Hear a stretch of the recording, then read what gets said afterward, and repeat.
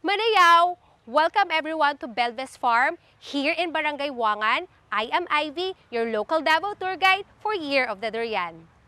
The Belviz family started growing cacao a long time ago in the 1970s, but by luck, ended up becoming one of the pioneers for durian with their famous variety, the Duyaya. If you purchase the tasting box from Year of the Durian, you could take out the Duyaya packet and we will eat durian together with chocolate that are grown together at the end of this video. So come with us today to learn about durian history in the Philippines.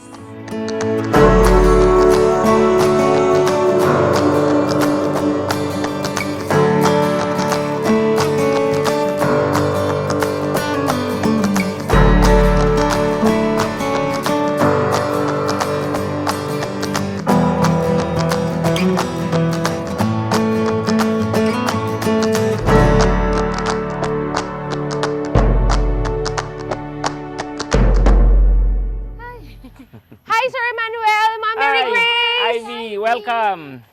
So nice to see you again! Yes, it's durian season again. Welcome to Belviz Farm. Wow! I'm excited again to try your durian. So I have a lot of durian to try this season. Yes, So I'm let's excited. go. Let's go! Let's go. So, Sir Neil, could you tell us how this farm started and about your father, Belviz, Severino Belviz, who is Well- considered one of the pioneer of durian in Davao? Well, this farm started with my father. Long ago, he was planting cacao, but he saw the cacao was not earning too much. That's why he started to plant durian. But in the old days, they usually produce native durian here. It's not so good because the edible portion is not so large.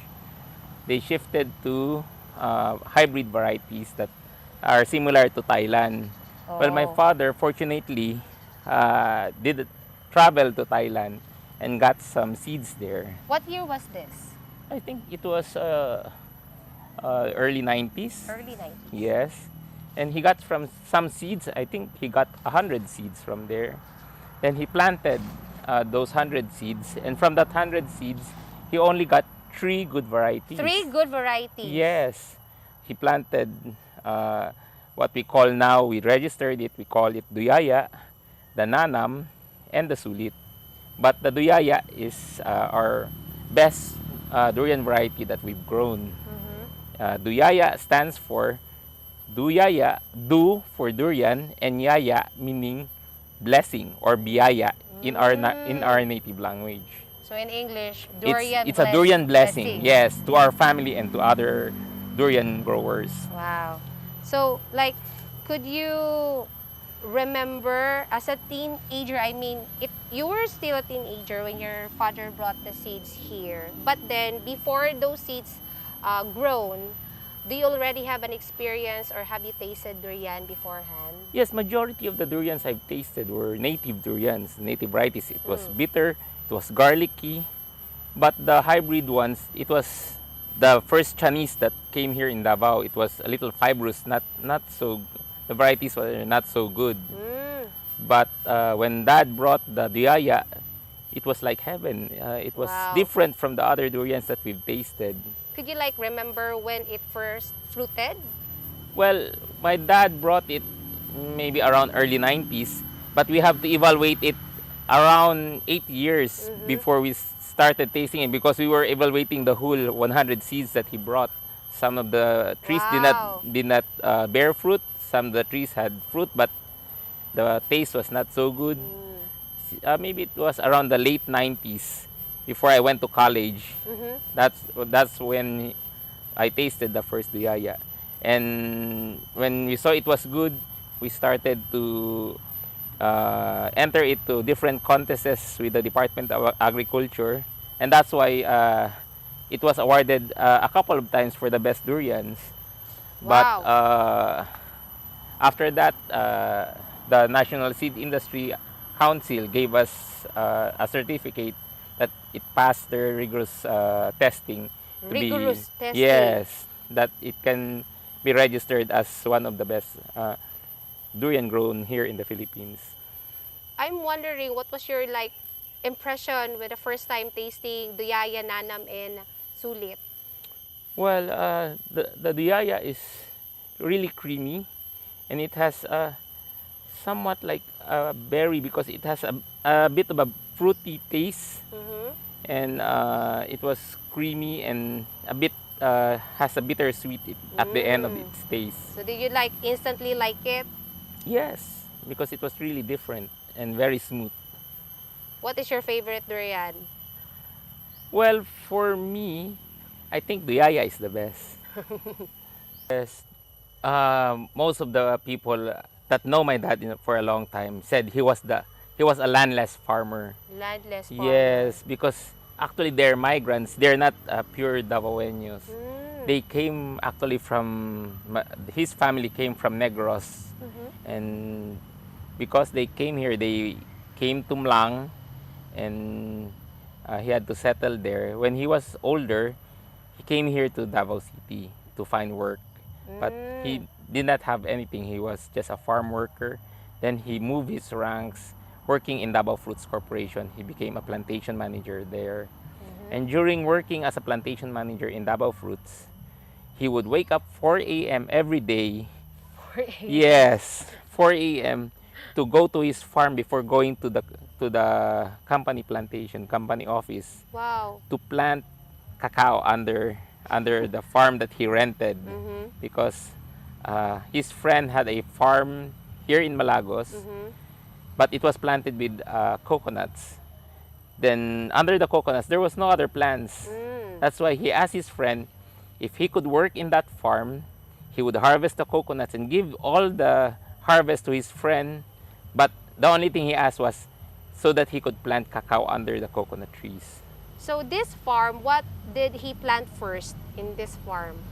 Well, in this farm, when he bought this farm, when after planting cacao in Mm. Malagos, he he he got he had saved a little bit of money. Then he bought this farm here in Wangan. And when Mm. he bought this farm, it was, I think it was a cornfield. Cornfield. Yes. And first he planted durian in Durian. this farm.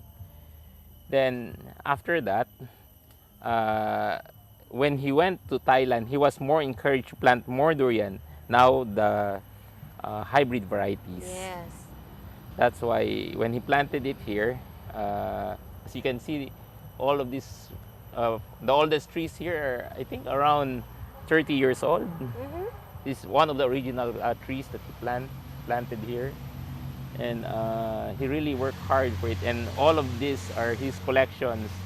There are ones coming from Malaysia, coming from Thailand, coming from all over the Philippines. You have the Umali, Duyaya, Mm-hmm. Nanam, Kanyao, D10, D08, lots of varieties here, because he was really impressed and excited about durian. That's why he planted lots of varieties. If Duyaya is your favorite variety, I wonder what your dad's favorite variety is. I think he would go for because he was little old-fashioned, he would go with the native. Uh, but he still likes Duyaya. Yes, he likes the yaya. It's his baby. How about when you brought Ma Mary Grace to the family? Ah, He was like, was she excited with the chocolate because you're known also for the cacao, or was she excited of the durian? well, when I first met her, she really liked durian. Ah. She she could finish one bottle of durian jam all by herself. Really? Yes. But I then think that's why she married me, because of the Durian. durian. That's just a joke. But then what is her favorite variety? You mean Ayat's favorite variety? Yeah, yes, I think she likes Duyaya also. the yaya. Yes. That speaks because the yaya is actually very yummy. And but when did you start planting cacao? Well, when the durian was already big, Mm. and every season we would have a month, because durian is highly seasonal. we would have months that the farm workers don't have any work to do, and we had to, to remove some workers because it's not financially Oh. viable. That's why we planted cacao, because it complements well with durian. So Because they have a good relationship. yes, and the timing of the season is spot on, because after the season of durian, which is August, September, October, November, during the late November, the cacao would start to be harvested. And your workers, instead, if you let go after the season of durian, you can extend their employment. Yes. Yes, and also in a financial standpoint, because we run this farm as a business, uh, it would make much sense if your cash flow is continuous. Yeah. It's regular. Yes, and so we could say durian and cacao has like symbiotic yes, relationship. actually, if maybe some know this, but cacao and durian are of the same family. Oh. It's of the Malvaceae family. Wow. Yes, Good to know. I was surprised too when I knew that, and I discovered that it was really weird. Yes. Sir Neil, I wonder if it is difficult to plant cacao and durian together. Actually, you just need to manage it both, because if you let the cacao overgrow, it would overshade the cacao, and same with the durian. If you overshade the durian with the cacao, it would really hamper your harvesting with the cacao. That's why you have to manage it together. I wonder how do they taste together. I think it would be best if we try it. Let's go! Okay.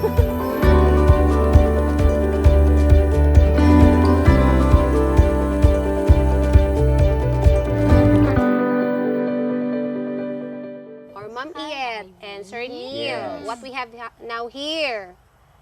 This is the Duyaya. Duyaya. And Ma'am Iet, when the first time you tasted this durian, what was your impression? Wow, the first impression that when I tasted this one, I really like it. It's very delicious. So the complexity of the sweet bitterness and its fruity flavor. Yes. The fruity in a sense that it's not just sweet, but it's not the acidity, but the fruity, the acidic, the taste It's is like berry. berries. Yes. Yeah, the fruity flavor. It's really a complex flavor. So when you put it in your mouth, the flavor just bursts. Wow, explodes. Yeah. Yes. How about you, Sir Neil? First impression when tasting Duyaya? Yes, it has the right amount of sweetness and bitterness, and it has a berry-like aftertaste, which lingers in your mouth, and it's really smooth, and the color is really, it's bright yellow. Bright yellow. It's really attractive when you eat it. And now, would you please describe to us how to differentiate this variety of durian with the other varieties? What are its features? Well, as you can see in this fruit, its peduncle is not so long, and the locules is very prominent.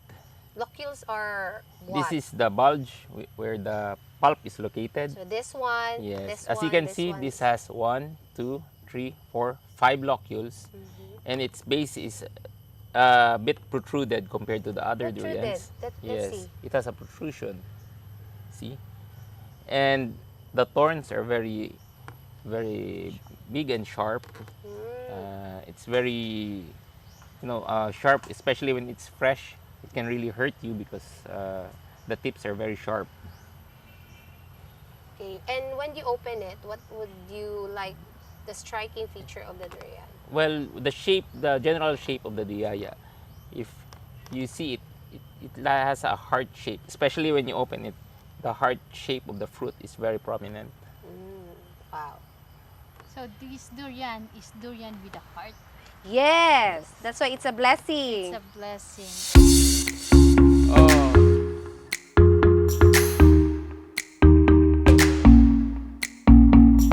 For 100 grams tablea, we need 4.5 180 ml of water. Then we need 3 tablespoons of white sugar. But it depends, if you really want it to be really sweet, you can add more. Okay, now the sugar has all melted and now it's starting to boil. We can add our tablea. And we put around 80 grams of condensed milk. You can also use fresh milk or evaporated milk. Ay, di pa kuha nga ako nung ano. Can now transfer it to our patirol or our chocolatera. We can use our molinilo to whisk it.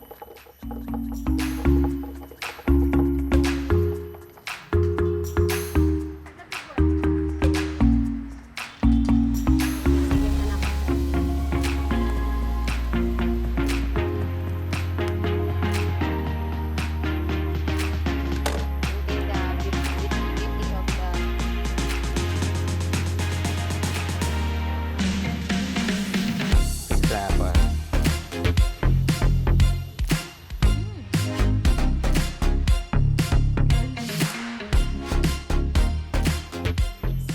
So now I'm very excited. We already have the sikwate or hot chocolate and then the Yes. duyaya with us now. And then the question a while ago, how does durian and chocolate taste together?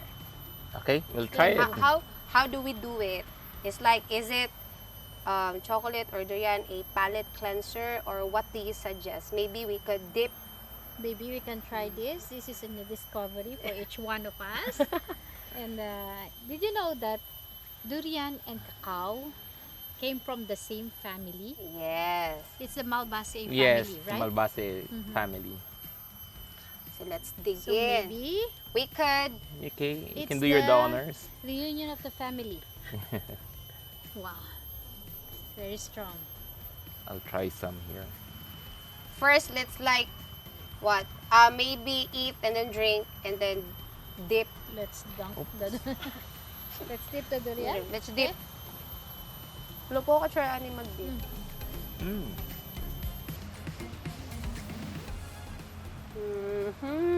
What can you Wow. say? Wow.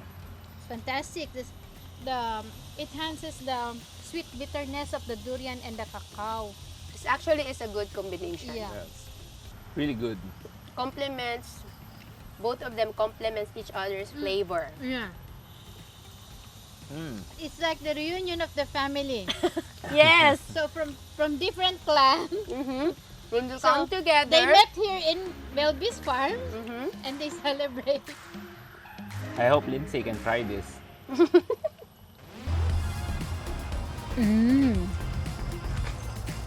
It's delicious. Deliciosa. Oh, syempre, kailangan macho. Mommy Yet and Sir Neil. Hi. Thank you so much for having Okay, me. I thank had a you for wonderful visiting time us. with the chocolate and the durian. Yes. So, time to say goodbye. Hope to see you soon.